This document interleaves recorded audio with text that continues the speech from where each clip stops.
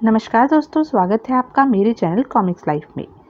शुरू करते हैं अनिल मोहन जी द्वारा लिखा गया देवराज चौहान सीरीज का एक और मज़ेदार उपन्यास जादूगर पार्ट 8। खबरदार, जो कोई अपनी जगह से हिला और किसी ने कुछ करने की कोशिश की। देवराज चौहान की आवाज में ऐसे भाव थे कि जोगिंद्र थापा भी एक बार तो सिहर उठा। राम सिंह और बहादुर लाल के चेहरे पर खौफ की लहर दिखने लगी।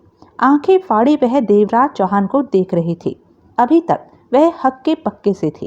रिवॉल्वर थामे देवराज चौहान सतर्क खड़ा था।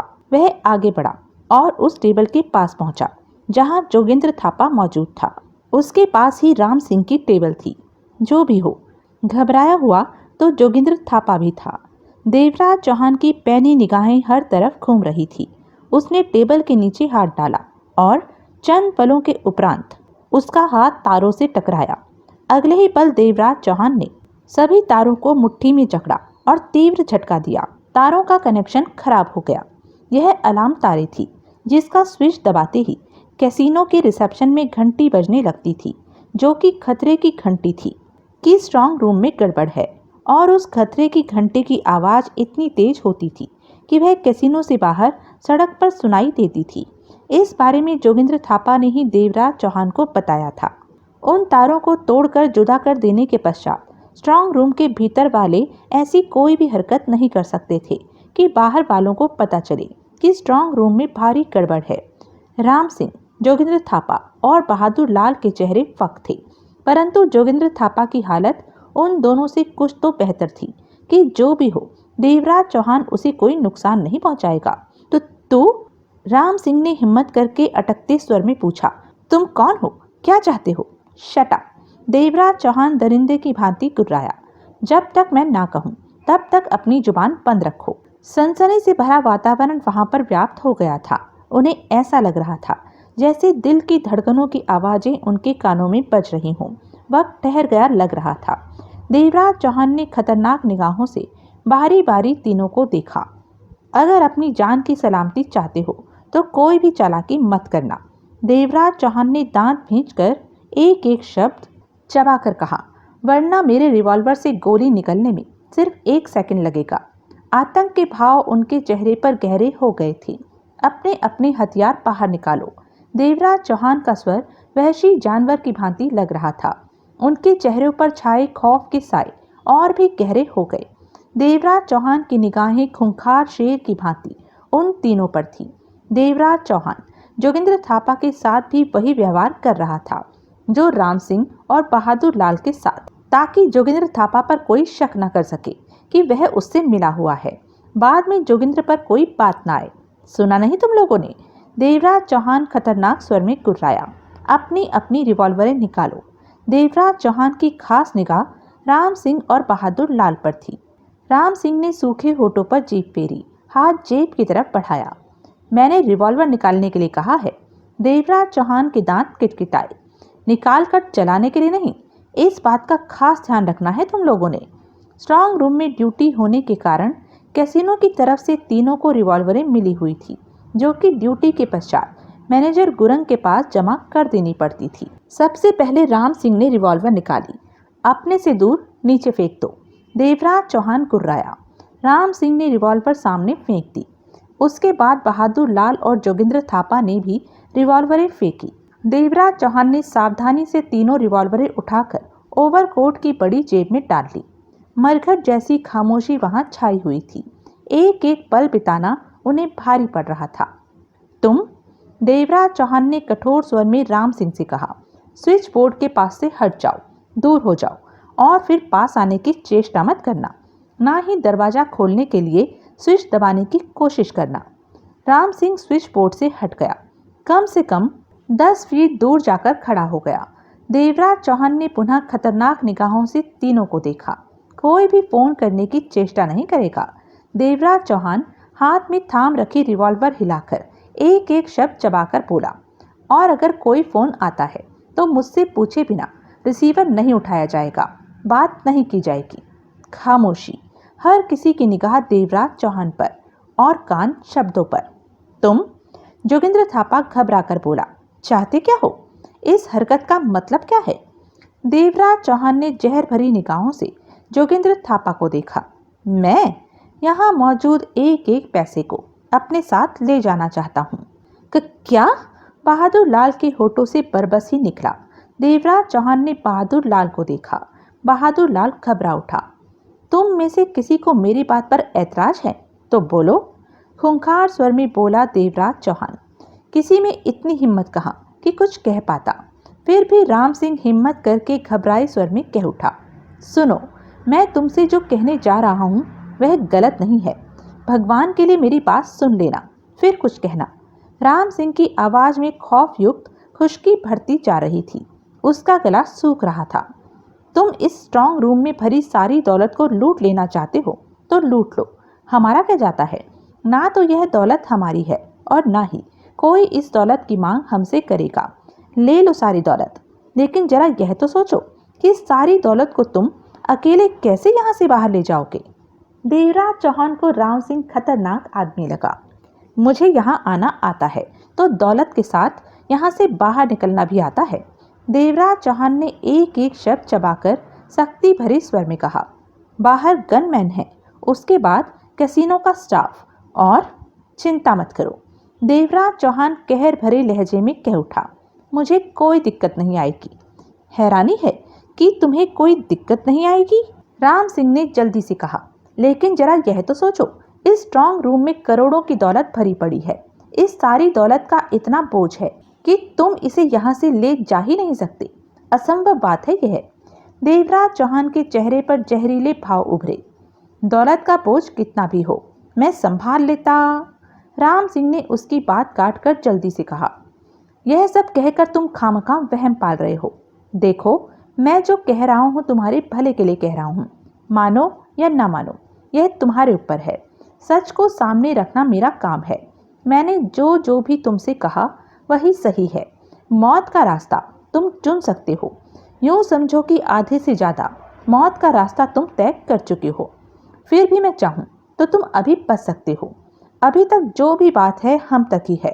तुम जैसे आए हो वैसे ही कैप में अपना चेहरा छिपाकर गनमैनों से बचकर यहाँ से निकल जाओ। ऐसा नहीं करोगे तो फिर मौत ही मिलेगी तुम्हें। देवराज चौहान कड़वी जहर से भरी छोटी सी हंसी हंसा। उस जानलेवा सन्नाटे में वह हंसी जैसे आग में घी का काम कर रही थी। माहौल की भयानकता बढ़ सी गई थी। सबकी निगाहें देवराज चौहान पर थी। उनकी आंखों में आतंक के साए लहरा रहे थे। देवराज चौहान इस समय जैसे क्रूरता का देवता लग रहा था। तुम? देवराज चौहान ने राम सिंह की आंखों में देखा। शायद राम सिंह हो, स्ट्रांग रूम में इंचार्ज। राम सिंह ने हौले से सहमति भरे अंदाज में सिर हिलाया। बहुत चालाक हो तुम। बाजी फंसी देखकर मीठी मार मारने की तैयारी में हो। लेकिन यह बात क्यों भूल जाते हो कि जो इंसान इतना खतरनाक खेल खेल सकता है वह तुम्हारी घटिया बातों में नहीं फंस सकता।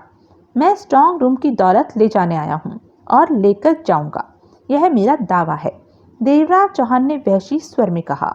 राम सिंह ने सूखे होठों पर जीभ फेरी। बहादुर लाल की सिट्टी पिट्टी गुम थी। जोगिंद्र थापा का हाल भी कुछ खास ठीक नहीं था। देवराज चौहान ने कुछ कहने के लिए मुंह खोला ही था कि शीशे के लिफ्ट नुमा बॉक्स के ऊपर आने का एहसास हुआ। फिर दो पलों में ही स्ट्रांग रूम के कोने में बने खाली स्थान से बॉक्स ने भीतर प्रवेश किया और बॉक्स का तला कमरे की खाली जगह तक आकर रुक गया। देवराज चौहान ने होठ भींच लिए। सबकी निगाहें बॉक्स पर जाकर स्थिर हो गई। शीशे के उस बड़े बॉक्स की फर्श पर नोटों की ढेर सारी गड्डियां पड़ी स्पष्ट नजर आ रही थी। एकाएक देवराज चौहान गुर्राया। देख क्या रहे हो? जैसा हर बार करते हो वैसे ही अब करो। नीचे वालों को किसी प्रकार का शक न हो। अगर हुआ तो तुम तीनों को गोलियों से उड़ा दूंगा। क्विक! देवराज चौहान का मौत भरा स्वर सुनकर तीनों के शरीर हिले। बहादुर लाल ने राम सिंह की तरफ देखा। राम सिंह ने घबराए से अंदाज में बहादुर लाल को देखकर सहमति से भरी गर्दन हिलाई। बहादुर लाल कांपती टांगों से आगे बढ़ा। शीशे के बॉक्स का दरवाजा खोला। जल्दी से नोटों की गड्डियों को बाहर निकाल कर रखा। भीतर पड़े कागज को उठा लिया जिस पर कि कैसीनो के कैश काउंटर वालों ने रकम लिखी थी कि वह इतना पैसा भेज रहे हैं। बहादुर लाल वह कागज लेकर कांपती टांगों से राम सिंह के पास पहुंचा। भय से उसकी आंखों में खौफ नाच रहा था। वह हड़बड़ाहट भरे लहजे में कह उठा, सर, गड्डियों को गिनने की जरूरत है? राम सिंह बहादुर लाल का मतलब समझा और संभल कर बोला, नहीं, लाओ। राम सिंह ने उसके हाथ से कागज लिया और टेबल के पास पहुंचकर पेन से उस कागज पर तारीख डालकर उस पर साइन कर दिए। राम सिंह बेहद घबराया हुआ था, लेकिन फिर भी उसने खुद पर काबू पा रखा था। राम सिंह ने उस कागज को बहादुर लाल को थमाया। बहादुर लाल कागज लेकर शीशे के लिफ्ट नुमा बॉक्स की तरफ बढ़ा। ठहरो, देवराज चौहान कुर्राया। बहादुर जैसे तुरंत ही जमीन से चिपक गया। देवराज चौहान सावधानी से रिवॉल्वर थामे आगे बढ़ा और बहादुर लाल से उस कागज को लेकर देखा। फिर निगाहें उठाकर राम सिंह को घूरा और जोगिंद्र थापा से सख्त स्वर में बोला, तुम यहाँ आओ। जोगिंद्र थापा घबराया सा देवराज चौहान के पास पहुंचा। देवराज चौहान ने रिवॉल्वर जोगिंद्र थापा की छाती से लगा दी। सच सच बताओ, देवराज चौहान क्रूरता भरे स्वर में बोला, यह कागज देखो। क्या हर बार ऐसा ही किया जाता है या नीचे से नोट आने पर कोई और सिस्टम है? जोगिंद्र थापा ने कागज पर निगाह मारी, फिर घबराकर जल्दी से बोला, ठीक है, ऐसा ही होता है। अगर बात गलत निकली तो मैं तुम्हें शूट कर दूंगा। मैंने सच कहा है। जोगिंद्र थापा ने थूक निकली। देवराज चौहान ने दांत खींचकर वह कागज बहादुर लाल को थमाया।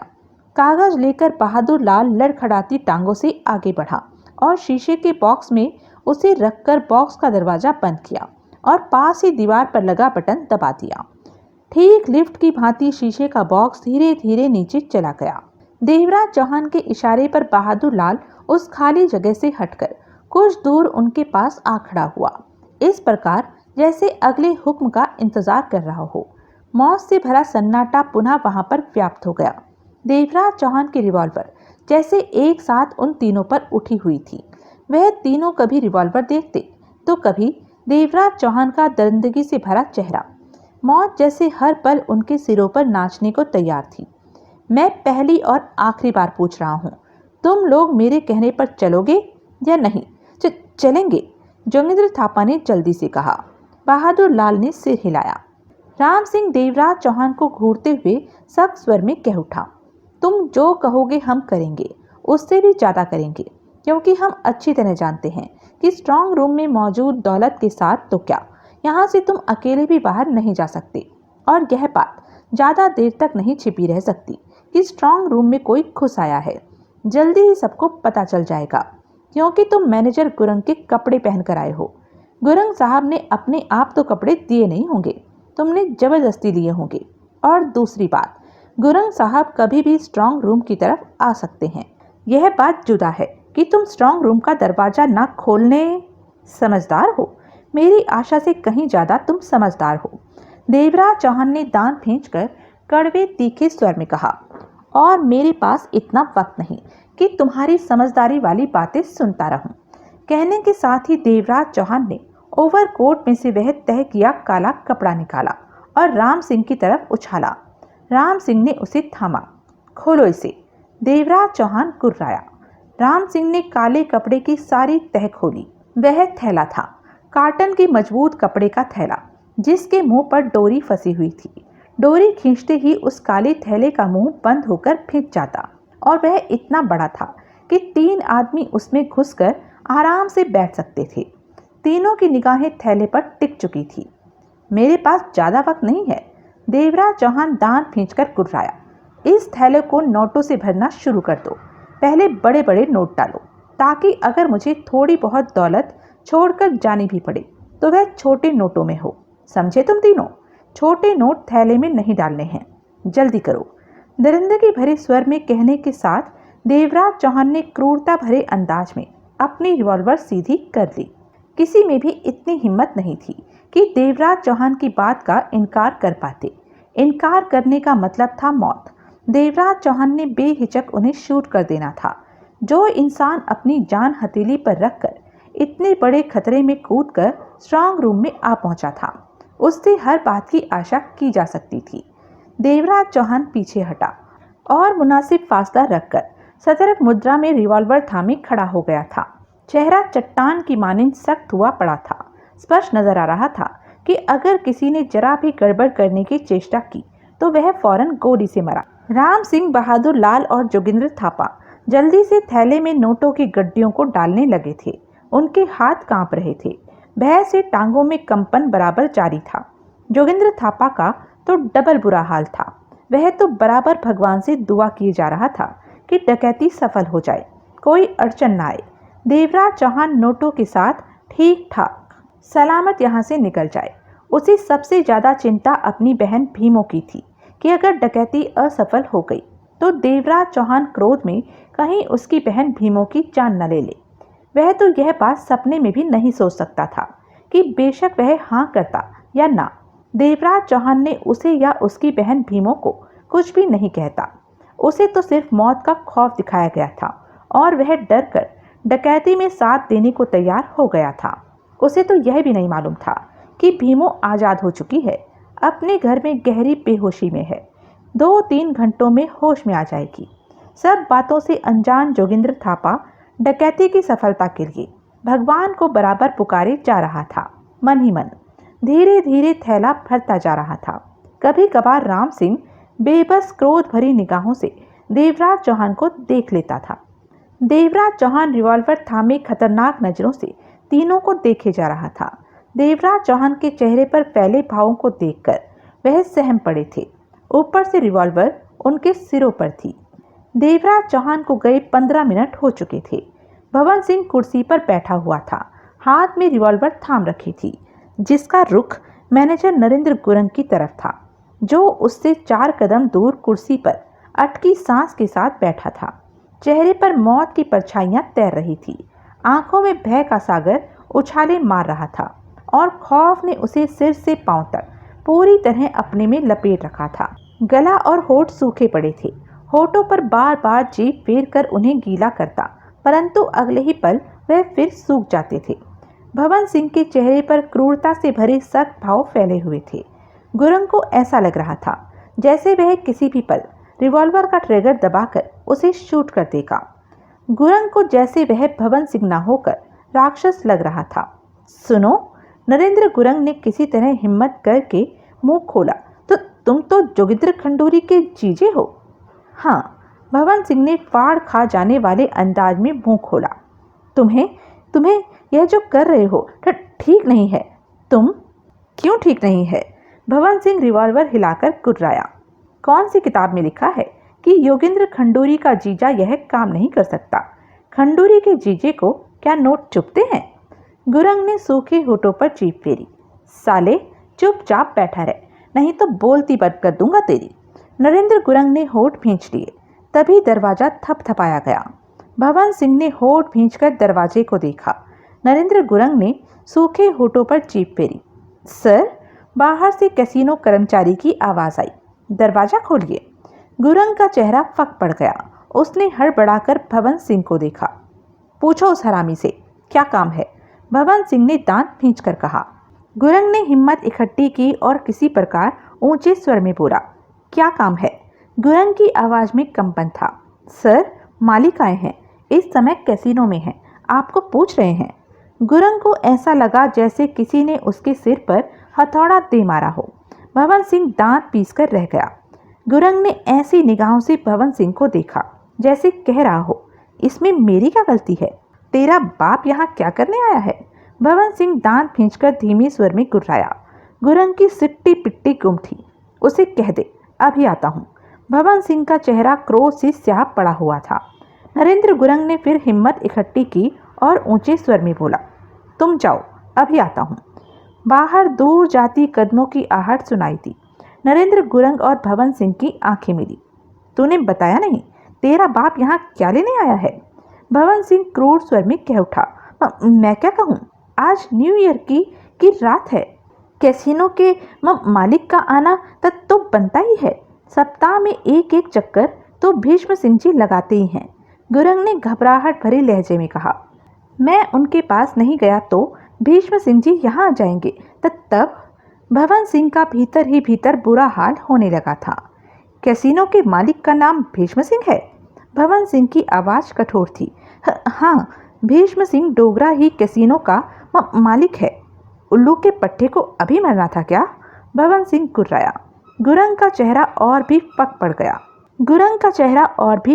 गया।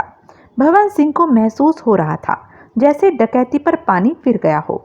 दौलत तो दूर, अब तो जान बचाना भी आसान नहीं होगा। सब कुछ डूब गया जैसे। भवन सिंह पागल सा उठा। उसे तुम वापस नहीं भेज सकते? भवन सिंह ने अजीब सी बात कही। मैं कैसे वापस भेज सकता हूँ? गुरंग ने सूखे होठों पर जीभ फेरी। अगर बाहर जाऊं तो शायद भीष्म सिंह जी को वापस भेज सकूं। साले, मुझे बुद्धू बनाता है? भवन सिंह दरिंदगी भरे स्वर में बोला। तुझे बाहर भेज दूं ताकि तू मेरी अर्थी का, मेरी मौत का, मेरा भट्टा बिठाने का इंतजाम कर। यह बात नहीं है, गुरंग जल्दी से बोला। मैं तो चुप। मैं तो की औलाद? भवन सिंह ने कड़वे स्वर में पूछा। तू यही ठीक लगता है। मेरे रिवॉल्वर के निशाने पर बैठा रह टिककर, हिल भी मत, नहीं तो। भवन सिंह के चेहरे के भावों को देखकर गुरंग सहमा सा बैठा रहा। यह जुदा बात थी कि भीतर ही भीतर भवन सिंह के पसीने छूट रहे थे। कैसीनो का मालिक भीष्म सिंह डोगरा आया है कैसीनो के स्टाफ को और ग्राहकों को नए साल की बधाई देने। तो जाहिर है कि वह अपने मैनेजर, कैसीनो के मैनेजर नरेंद्र गुरंग से भी मिलेगा। नरेंद्र गुरंग तो उसके पास नहीं जा सकता था, इसलिए भीष्म सिंह डोगरा ही यहाँ आएगा गुरंग से मिलने। फिर सब कुछ गड़बड़ हो जाएगा। दरवाजा नहीं खुलेगा, लोग इकट्ठे होंगे, पुलिस आएगी, सारा मामला चौपट। भवन सिंह के दिमाग में यह बात नहीं थी कि उसकी जान खतरे में पड़ रही है या पड़ जाएगी। उसकी चिंता का मुख्य कारण तो यह था कि करोड़ों की डकैती असफल हो जाएगी। यह बहुत बड़े खतरे वाली बात हो गई थी। भवन सिंह ने बेचैनी से पहलू बदला। उसकी सख्त निगाह गुरंग पर थी। नरेंद्र गुरंग अच्छी तरह भवन सिंह की दिली हालत समझ रहा था, परंतु साथ ही साथ नरेंद्र को अपनी जान भी खतरे में पड़ती लगी थी। बचने का रास्ता ना मिला तो वह क्रोध में उसे गोली मार सकता था। उल्लू के पट्टे, भवन सिंह आधे पागलों की तरह गुर्राया। बता उस हरामी भीष्म सिंह को कैसे वापस भेज सकता है? वह कैसीनो का मालिक है भवन सिंह, नरेंद्र गुरंग ने संभल कर कहा। वह तो अपनी मर्जी से ही कैसीनो से जाएगा, मुझे मिले बिना तो जाएगा नहीं। मैं नहीं गया तो वह यहाँ आएगा। यहाँ? भवन सिंह ने दांत पीसे। यहाँ कैसे आ सकता है? दरवाजा भीतर से बंद है। दरवाजे के बाहर तक तो आ सकता है। नरेंद्र गुरंग भवन सिंह की आंखों में देख रहा था। भवन सिंह के होठों से गुर्राहट निकली। उसके सामने बचने का रास्ता कोई भी नहीं था। गुरंग को कमरे में छोड़कर चुपचाप निकल सकता था, इतना वक्त तो उसके पास था, लेकिन यह रास्ता भी चैन भरा नहीं था। गुरंग उसके बारे में हर हाल में सबको बताएगा। पुलिस उसके पीछे बढ़ जाएगी और वह ना तो आगे का रहेगा और ना ही पीछे का। पुलिस के हाथ लगा तो मरा, ना हाथ लगा तो हर वक्त जान सूखी रहेगी कि अब फंसा तो अब फंसा। नेपाल छोड़कर तो उसे खिसकना ही पड़ेगा, जबकि वह तो सोचों के महल खड़े किए हुए था कि डकैती के बाद अपना करोड़ों का हिस्सा लेकर नेपाल से बाहर कहीं जाकर ठाठ से शान से जिंदगी बिताएगा, साथ में खंडूरी होगा। उसका करोड़ों का ख्वाब इतना पक्का हो चुका था, यहाँ से खिसकने की वह सोच ही नहीं सकता था। लेकिन हालात ने यह तो अचानक करवट ली थी। आसमान से गिरी विपदा जैसे उसकी झोली में आ गिरी थी। इस मुसीबत से वह खुद को बचा नहीं सकता था। अब क्या होगा? भवन सिंह के भीतर बैठे दौलत के लालची दरिंदे ने उसकी हिम्मत बढ़ाई। भवन सिंह ने खुद को पक्का किया, अपने इरादे को दृढ़ किया। मरो या मारो वाली बात अपने दिमाग में फिट कर ली। या तो डकैती की करोड़ों की दौलत के साथ तमाम उम्र ऐश करेगा, या फिर जो भगवान ने उसकी किस्मत में लिखा है। 3 बातों में से एक बात तो होगी ही, डाका, फाका या फिर मौत। जो होगा देखा जाएगा। इस विचार के साथ ही उसके भीतर का दरिंदा खुश होकर उछलने लगा। वहां जैसे मौत भरा सन्नाटा छाया हुआ था। कभी भी भीष्म सिंह डोगरा दरवाजे के पास पहुंच सकता था। उसके बाद सुनो, नरेंद्र गुरंग सूखे होठों पर जीभ फेर कर बोला। मैं कुछ कहूँ? मैं? बको, भवन सिंह गुर्राया।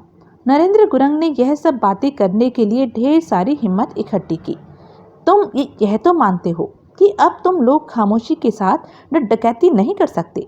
साले, सीधी तरह भौंक, रुक रुक कर मत भौंक, भवन सिंह ने क्रूर स्वर में कहा। गुरंग ने सूखे होठों पर जीभ फेरी, फिर कह उठा, अब तुम लोगों के फरार होने के रास्ते बंद हो चुके हैं। भीष्म सिंह के यहाँ पहुँचने की देर है। 2, 4, 5, 10 मिनट में वह कभी भी यहाँ आ सकता है। उसके बाद जो होगा उसका अनुमान तुम लगा ही सकते हो कि फिर क्या होगा। तुम लोगों का सारा खेल खत्म हो जाएगा। ना तो दौलत अपने साथ ले जा सकोगे और ना ही अपनी जान बचा सकते हो।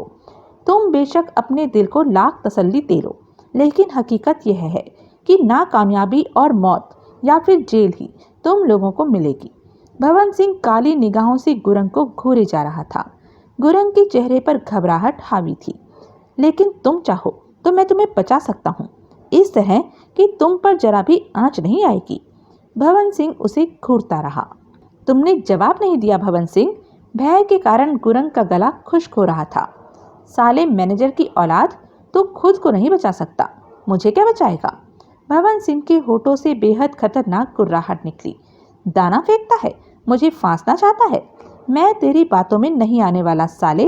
लगा रह कुर्सी के साथ, वरना तेरा भेजा उड़ा कर रख दूंगा।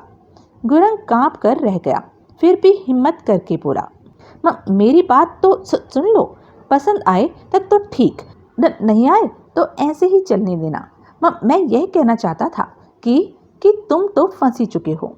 एक मेरे वेश में ऊपर स्ट्रांग रूम में गया है, दूसरे तुम, 1-2 बाहर भी होंगे। अब फंस तो सब चुके हो, लेकिन तुम चाहो तो खुद को बचा सकते हो। डकैतों से अलग होकर फौरन पुलिस का साथ दे दो। ऐसा करके थोबड़ा बंद रख अपना। भवन सिंह ने कहर भरी निगाहों से उसे देखा। गुरंग ने होठ बंद कर लिए। भवन सिंह नरेंद्र गुरंग की तरफ से सावधान था कि वह बेवकूफ़ उस पर ना झपट पड़े। साथ ही वह आने वाले सारे हालातों के बारे में सोच चुका था और निष्कर्ष भी निकाल चुका था कि आने वाला वक्त बहुत खतरनाक है, कुछ भी हो सकता है। और भवन सिंह पक्का इरादा बना चुका था कि जो होगा देखा जाएगा, अब पीछे नहीं हटेगा। नरेंद्र गुरंग भी समझ चुका था कि उसके कुछ कहने समझाने का कोई फायदा नहीं। यह लोग जो कदम उठा चुके हैं उसे वापस नहीं लेंगे। ऐसे में गुरंग को अपनी जान खतरे में लगने लगी। रह रहकर उसकी निगाह भवन सिंह के हाथ में थमी रिवॉल्वर की नाल की तरफ उठ रही थी। गुरंग का चेहरा पीला होकर लटक सा रहा था। दहशत से वह भीतर ही भीतर कांपे जा रहा था। एकाएक भवन सिंह हौले से दरिंदगी से भरी हंसी हंस पड़ा। क्यों गुरंग, जान निकल रही है ना? गुरंग सूखे होठों पर जीभ फेर कर रह गया। भवन सिंह के चेहरे पर बेहद खतरनाक भाव फैले हुए थे। और फिर वही हुआ जिसका इंतजार दोनों को था। दरवाजा थपथपाने के साथ साथ पुकारा भी गया, मैनेजर साहब दरवाजा खोलिए, डोगरा साहब आए हैं।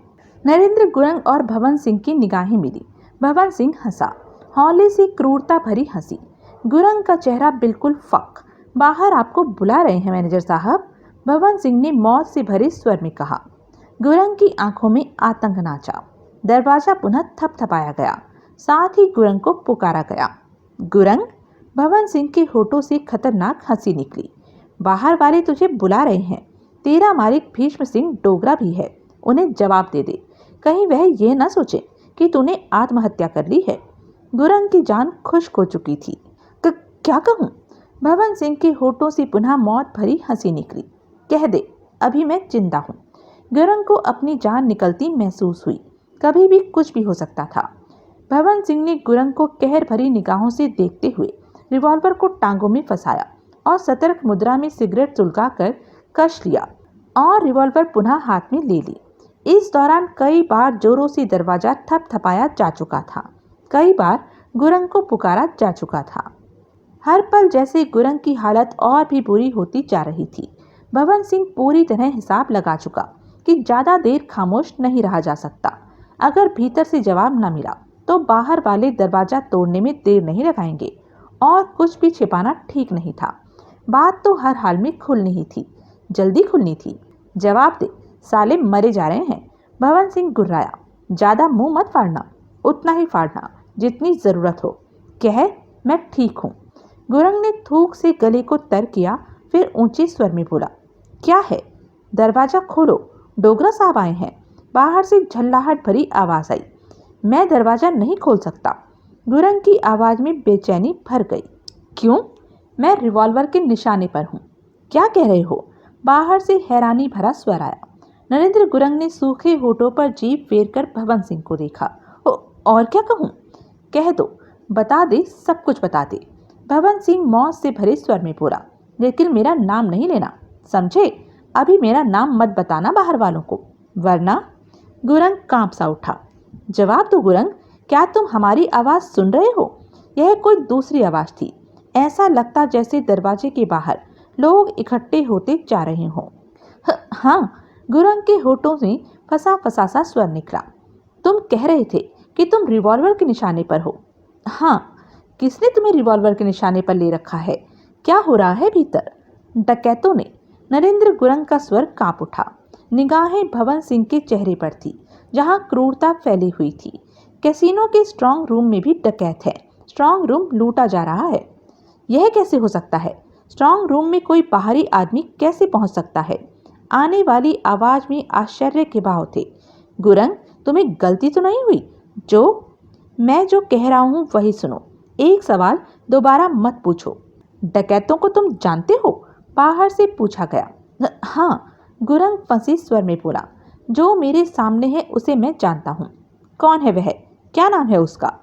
2 पलों के लिए नरेंद्र गुरंग के होठों से कोई शब्द न निकला। भवन सिंह खा जाने वाली निगाहों से उसे देखता रहा।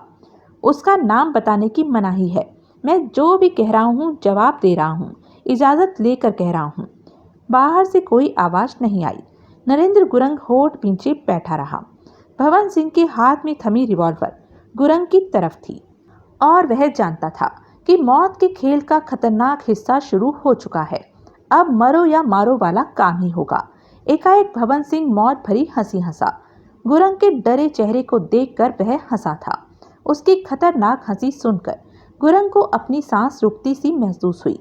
मजा आ रहा है ना गुरंग? गुरंग को इतना खतरनाक मजा आ रहा था कि पता पाना उसके लिए कठिन था। नरेंद्र गुरंग, बाहर से रौबीला स्वर आया। गुरंग ने जल्दी से सूखे होठों पर जीभ फेरी।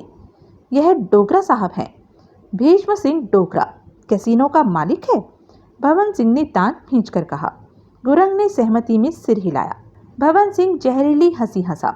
अपने मालिक को नए साल की मुबारक तो दे दो, भवन सिंह ने कहर भरे स्वर में कहा। नरेंद्र गुरंग के होठ हिले। गुरंग, आवाज पुनः आई। जी डोगरा साहब।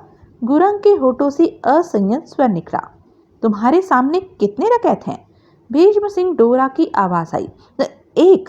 स्ट्रांग रूम में? मेरे ख्याल में वहां भी एक ही है। पल भर की खामोशी के बाद भीष्म सिंह की आवाज पुनः आई। जो तुम्हारे पास है उससे मेरी बात कराओ। नरेंद्र गुरंग ने घबराकर भवन सिंह को देखा। भवन सिंह क्रूरता भरी हंसी हंसा और दरवाजे को देखकर बोला। बोलो डोगरा। स्ट्रांग रूम लूटने की चेष्टा करके तुम लोग बहुत बड़ी गलती कर रहे हो। स्ट्रांग रूम नहीं लूटा जा सकता। अगर मुकाबला करने की बेकार कोशिश की तो मरोगे। अच्छा यही होगा कि खुद को पुलिस के हवाले कर दो। मैं पूरी कोशिश करूंगा कि तुम लोगों को कम से कम सजा हो या फिर ना ही हो। बचाने में मैं तुम लोगों का पूरा साथ दूंगा। मैं जो कह रहा हूँ सच कह रहा हूँ। मेरी बात को सच मानना। भीष्म सिंह डोगरा का स्वर भवन सिंह के कानों में पड़ा। भवन सिंह हंसा, खतरनाक खूंखारता से भरी हंसी। डोगरा। भवन सिंह एक एक शब्द चबाकर जहर भरे स्वर में बोला। तुम नाहक ही हमारी चिंता कर रहे हो। हम बच्चे नहीं हैं। हमें पता है कि हम जो भी कर रहे हैं ठीक कर रहे हैं। स्ट्रांग रूम को लूटना हमारी निगाहों में मामूली काम है और हम लूट रहे हैं और लूट भी लेंगे। हमारा मनोबल किसी भी मौके पर नहीं टूटेगा, ना ही हमारी हिम्मत कम होगी। तुम सिर्फ इतना ध्यान रखो कि मैनेजर गुरंग मेरी रिवॉल्वर के निशाने पर है। अगर तुमने पुलिस ने जरा भी चालाकी करने की चेष्टा की तो मैं बिना सोचे समझे गुरंग को शूट कर दूंगा। मेरी आवाज़ सुन रहे हो डोगरा? बहुत अच्छी तरह से सुन रहा हूँ। भीष्म सिंह डोगरा का स्वर शांत था और ऊपर स्ट्रांग रूम में कैसीनो के 3 कर्मचारी हैं। राम सिंह, बहादुर लाल, जोगिंद्र थापा। वह भी हमारे रहमो करम पर हैं। तुम लोगों की जरा सी गलती से 4 निर्दोष लोगों की जान जा सकती है और ऐसा होना कोई भी पसंद नहीं करेगा। कह चुके? हाँ, तो मेरी बात ध्यान से सुनो। भीष्म सिंह डोगरा की आने वाली आवाज़ बेहद शांत और स्थिर थी। तुम 2 हो और 2 कुछ भी नहीं कर सकते। ना तो डकैती कर सकते हो, ना ही अपनी जान बचा सकते हो। स्ट्रांग रूम में इस समय इतने नोट हैं कि तुम दो तो उनका बोझ भी नहीं उठा सकते, और ना ही भूल में हो डोगरा। भवन सिंह दरिंदगी भरे स्वर में बोला, दौलत कितनी भी ज्यादा हो, हमें उसका बोझ महसूस नहीं होता। भला फूलों का भी कभी बोझ होता है? यह जहर से भरे फूल तुम लोगों की जान ले लेंगे। फूलों का जहर हमारे लिए शहद होता है, भवन सिंह ने क्रूरता से कहा। और हमें दो समझने की भूल मत करना। हम 12 हैं, बाकी के 10 बाहर हैं, और हो सकता है उन 10 में से 2-4 तुम्हारी बातें सुनकर तुम्हें गोली मारने की सोच रहे हों। 2 पलों तक कोई आवाज़ नहीं आई। मैं तुम लोगों को 1 घंटे का वक्त देता हूँ, खुद को पुलिस के हवाले कर दो, नहीं तो सुन डोगरा, मुझे 1 घंटे का वक्त देकर 1 घंटा बर्बाद मत कर। भवन सिंह का स्वर किसी शैतान के स्वर से मेल खा रहा था। तुझे जो करना है कर ले, फौरन कर ले, अभी कर ले, लेकिन यह मत भूलना, तुम्हारे 4 कर्मचारियों की जिंदगी हमारी मुट्ठी में है। तुम भीष्म सिंह डोगरा को नहीं जानते। मैं? अबे चुप कर, भवन सिंह कड़वे स्वर में गुर्राया। तेरे जैसे भीष्म सिंह डोगरा बहुत देखे हैं, साले हरामी। 20 साल हो गए काठमांडू में। तू कोई चीज होता तो क्या आज तक तेरा नाम ना सुना होता मैंने? फुट ले यहाँ से। मुझे गुस्सा आ गया तो दरवाजा खोलकर भून दूंगा साले तेरे को, टोकरे की औलाद। बाहर से कोई आवाज नहीं आई। नरेंद्र गुरंग का पीला सफेद चेहरा फक था। बाहर से हल्का हल्का शोर उभर रहा था। स्पष्ट था कि लोग इकट्ठे होने शुरू हो चुके थे। भवन सिंह बाहर के माहौल का अंदाजा लगा सकता था। नरेंद्र गुरंग आतंक भरी निगाहों से भवन सिंह को देखे जा रहा था। गुरंग का चेहरा देखकर भवन सिंह खतरनाक हंसी हंसा। गुरंग? गुरंग ने सूखे होठों पर जीभ फेरी।